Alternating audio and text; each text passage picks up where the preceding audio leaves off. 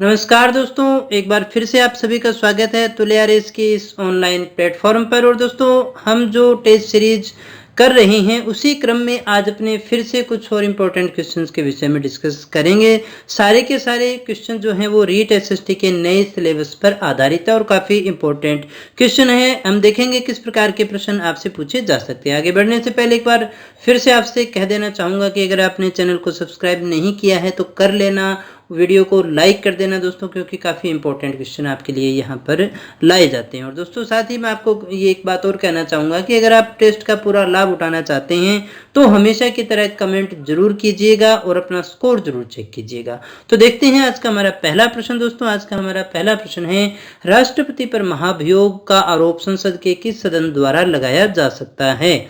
बहुत ही अच्छा प्रश्न है। लोकसभा के द्वारा, राज्यसभा के द्वारा, संसद के किसी भी सदन के द्वारा या फिर उपयुक्त में से किसी के द्वारा नहीं। राष्ट्रपति पर महाभियोग कौन ला सकता है दोस्तों? कौन सा सदन ला सकता है? फटाफट से कमेंट करके बताइएगा दोस्तों। काफ़ी आसान और काफ़ी अच्छा क्वेश्चन है। चलिए, अगर आपने कमेंट कर दिया है तो आंसर चेक कर लेते हैं। वो है हमारा नंबर 3। तो राष्ट्रपति के लिए महाभियोग जो है वो कोई भी सदन लेकर के आ सकता है दोस्तों आपको कमेंट करके बताना है कि महाभियोग का जो प्रावधान है वो कौन से अनुच्छेद में किया गया है। राष्ट्रपति से संबंधित जो महाभियोग है उसका अनुच्छेद कौन सा है। देखें आपको क्या आता है और आपने कितना सीखा है दोस्तों। दूसरा प्रश्न है हमारा, निर्वाचन आयोग की स्थापना कब की गई थी? भारत का जो निर्वाचन आयोग है उसकी स्थापना कब की गई थी? 25 जनवरी 1950 को, 25 जनवरी 1952 को, 25 जनवरी 1953 को या फिर 25 जनवरी 1954 को। दोस्तों, निर्वाचन आयोग की स्थापना कब की गई थी? क्या है दोस्तों हमारा सही आंसर? कमेंट कीजिएगा। चलिएगा देखते हैं, प्रश्न का सही आंसर हमारा वो है नंबर ए। तो कब हुई थी दोस्तों? याद रखिएगा, 25 जनवरी 1950 का जो दिन है उस दिन स्थापना की गई थी। अगला प्रश्न अपने देखें, उपराष्ट्रपति से संबंधित है ये और आपसे पूछा जा रहा है उपराष्ट्रपति के संबंध में इनमें से कौन सा कथन जो है वो सत्य है, ये बताना है। वह लोकसभा का पदेन अध्यक्ष होता है, वह राज्यसभा का पदेन अध्यक्ष होता है, वह लोक लेखा समिति का अध्यक्ष होता है, वह भारतीय रेड क्रॉस सोसाइटी का पदेन अध्यक्ष होता है। कौन सा इनमें से सत्य है दोस्तों, ये आपको बताना है। क्या है दोस्तों हमारा सही आंसर? फटाफट से कमेंट करके बताइएगा ताकि आप जान सकें आपने क्या सीखा है। तो दोस्तों, सही आंसर है हमारा वो है नंबर 2। राज्यसभा का पदेन सभापति होता है। पदेन इसलिए कहते हैं क्योंकि जो उपराष्ट्रपति होगा वही होगा, यहाँ किसी चुनाव की बात नहीं होती। तो उपराष्ट्रपति जो है राज्यसभा का पदेन अध्यक्ष होता है। ये बात हमारी सही थी, बाकी सारी बातें हमारी क्या है, गलत है। मंत्रिपरिषद द्वारा राष्ट्रपति को दी जाने वाली किसी सलाह का प्रश्न। अब देखिएगा हमने क्या कहा, मंत्रिपरिषद ने राष्ट्रपति को कोई सलाह दी तो इस सलाह का प्रश्न क्या होगा? किसी न्यायालय में जांच पड़ताल का विषय नहीं होगा, किसी भी उच्च न्यायालय की जांच का विषय हो सकता है, केवल सर्वोच्च न्यायालय द्वारा ही जांच का विषय होगा, संसद के किसी भी सदन द्वारा जांच का विषय हो सकता है दोस्तों। तो क्या है दोस्तों हमारा सही आंसर? आपको बताना है। चेक कर लीजिएगा, सही आंसर हमारा वो है नंबर 1। ये जो प्रश्न होगा, ये जो सलाह होगी वो किसी भी न्यायालय में जांच पड़ताल का विषय नहीं हो सकता है। यही आंसर हमारा सही है। अगले प्रश्न को देखिएगा, लोकसभा व राज्यसभा की एक संयुक्त बैठक बुलाई जाती है आपातकाल में, लेकिन ये आपातकाल कौन सा होता है, कौन सी घटना पर, कब बुला सकते हैं लोकसभा और राज्यसभा की संयुक्त बैठक? जब भी राष्ट्रपति चाहे, लोकसभा और राज्यसभा में मतभेद हो जाए, संसद का सत्र शुरू होने पर, या फिर इनमें से कोई नहीं। दोस्तों, क्या है हमारा सही आंसर? आपको बताना है। फटाफट से कमेंट करके बता दीजिएगा सही आंसर क्या होगा हमारा। तो चेक करिएगा, सही आंसर होगा वो है नंबर 2। तो दोस्तों, लोकसभा और राज्यसभा में अगर किसी बिल के ऊपर मतभेद हो गया है तो फिर संसद की जो है वो संयुक्त बैठक बुलाई जाती है दोनों की, और उसकी अध्यक्षता लोकसभा अध्यक्ष किया करता है। अगला प्रश्न है हमारा, राज्यसभा का सदस्य चुने जाने के लिए राज्यसभा का सदस्य बनना है किसी को तो कितने साल की न्यूनतम आयु होनी आवश्यक है? 25 साल का, 35 साल का, 30 साल का या फिर 21 साल का राज्यसभा के सदस्य बनने के लिए न्यूनतम आयु या प्रत्याशी की आयु होनी चाहिए? क्या है दोस्तों सही आंसर? तो चेक कर लीजिएगा, वो है हमारा नंबर 3। कितनी होनी चाहिए दोस्तों? 30 वर्ष आयु होना अनिवार्य है। अगले प्रश्न को देखते हैं। राज्यसभा के लोकसभा के समान शक्तियां किस क्षेत्र में? हमने कहा राज्यसभा और लोकसभा वैसे तो अलग अलग हैं, दोनों की शक्तियों में काफी डिफरेंस है। हमने कहा वो कौन सा बिंदु है जहां पर दोनों की शक्तियां समान हो जाती हैं, एक जैसी हो जाती है? जैसे नई अखिल भारतीय सेवाएं गठित करने के विषय में, या फिर संविधान के संशोधन करने के विषय में, या सरकार को हटाने के विषय में, या फिर कटौती प्रस्ताव प्रस्तुत करने के विषय में, कौन सी होगी? क्या होगा दोस्तों हमारा सही आंसर? फटाफट से बताइएगा। तो दोस्तों क्या है सही आंसर? चेक करिएगा, सही आंसर होगा हमारा नंबर 2, संविधान में संशोधन करने के विषय में, यानी संशोधन प्रस्ताव जो है वो किसी भी सदन में लाया जा सकता है। ये तो केवल राज्यसभा के पास में ही होता है, न कि नई अखिल भारतीय सेवाएं सृजित करने का जो विषय है। संविधान के किस अनुच्छेद के द्वारा राज्यों के उच्च न्यायालय को न्यायिक पुनरावलोकन की शक्तियां प्रदान की गई हैं? आपको बताना है।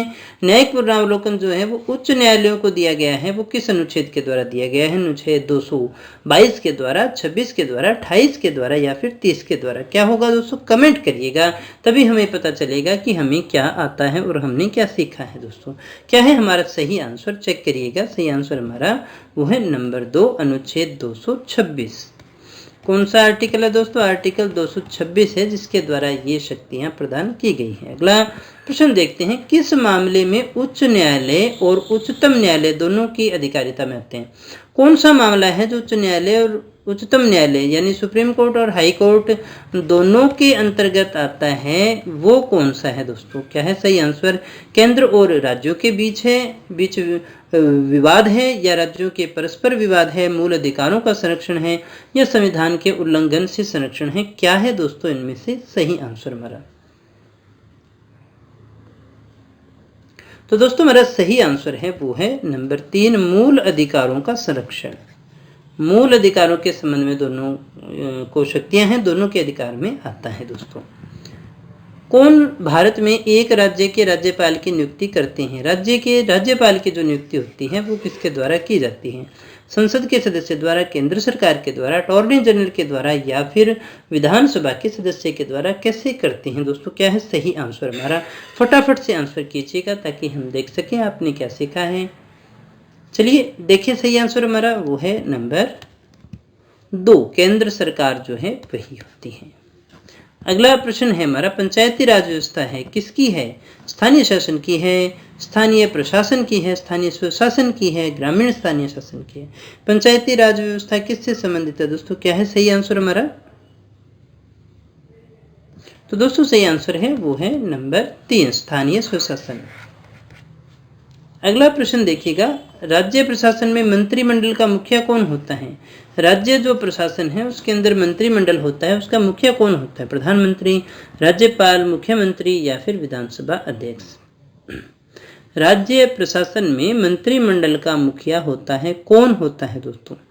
प्रधानमंत्री है, राज्यपाल है, मुख्यमंत्री है या फिर विधानसभा अध्यक्ष है? क्या है दोस्तों हमारा सही आंसर? तो चेक करिएगा, सही आंसर हमारा वो है नंबर 3, मुख्यमंत्री।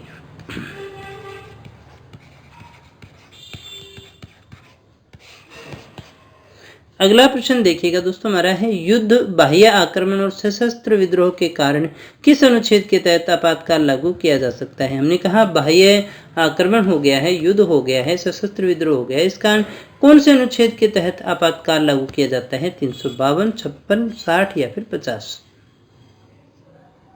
तो दोस्तों सही आंसर हमारा वो है नंबर 1, अनुच्छेद 352 के तहत। अगला प्रश्न है हमारा, राज्य के नीति निर्देशक तत्वों की अवधारणा को किस देश से लिया गया है? नीति निर्देशक तत्व जो है हमने कौन से देश से लिए हैं? संयुक्त राज्य अमेरिका से लिए हैं, कनाडा से लिए हैं, आयरलैंड से लिए हैं या फिर सोवियत रूस से लिए हैं? राज्य नीति के निर्देशक तत्व हमने कहाँ से लिए हैं दोस्तों, ये आपको बताना है। तो चलिएगा देखिए, सही आंसर हमारा वो है नंबर 3, आयरलैंड। कौन से देश से लिया गया है दोस्तों? आयरलैंड से। अगला हमारा प्रश्न है, उपराष्ट्रपति के चुनाव में भाग लेता है कौन लेता है? लोकसभा के सदस्य, राज्यसभा के सदस्य, लोकसभा व राज्यसभा के सदस्य या लोकसभा और राज्यसभा के केवल निर्वाचित सदस्य? इनमें से कौन सा होगा दोस्तों सही आंसर हमारा? तो दोस्तों सही आंसर हमारा वो है नंबर 3, लोकसभा व राज्यसभा के सदस्य, ये वाला सही आंसर है।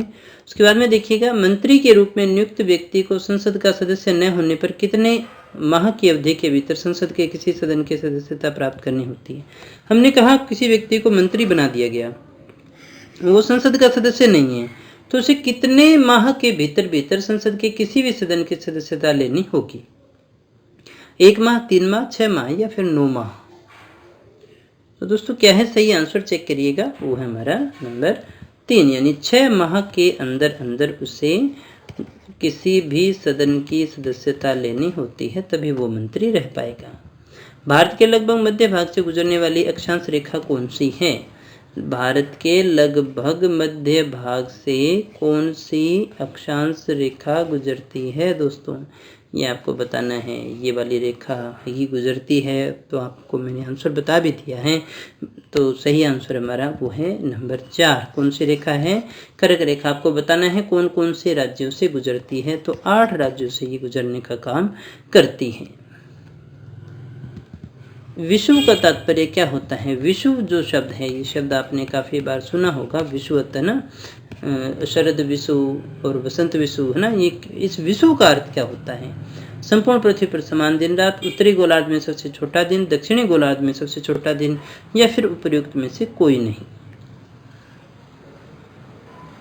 क्या है दोस्तों सही आंसर? तो चेक करिएगा, सही आंसर हमारा वो है नंबर 1, संपूर्ण पृथ्वी पर समान दिन रात, यही विषुव का अर्थ होता है, तात्पर्य होता है। फोन एक स्थानीय हवा है, फोन स्थानीय हवा है, कहाँ की है? चीन की, उत्तरी कोरिया की, जापान की या फिर स्विट्जरलैंड की? कहाँ की है फोन एक स्थानीय हवा है, कहाँ की है दोस्तों?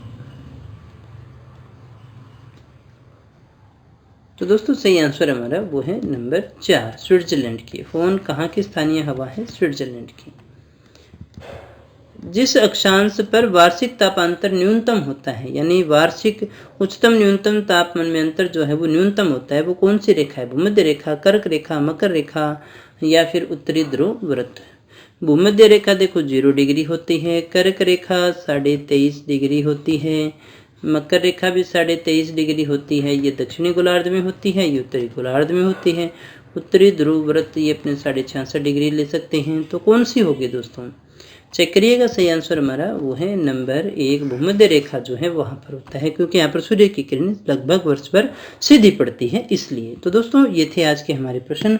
अगर आपको वीडियो अच्छा लगा हो, तो दिल से अच्छा लगा हो तो लाइक जरूर कर देना, अन्यथा आवश्यकता नहीं है। और अगर आप हमारी टेस्ट सीरीज को ज्वाइन करना चाहते हैं, जो कि काफ़ी टेस्ट सीरीज आपके लिए फ्री है, तो आप हमारी एंड्रॉयड एप्लीकेशन को डाउनलोड कर सकते हैं। मिलते हैं दोस्तों नेक्स्ट वीडियो में कुछ और नई जानकारी के साथ, कुछ और नए प्रश्नों के साथ। तब तक यूं ही बने रहे हमारे साथ। Thank you very much.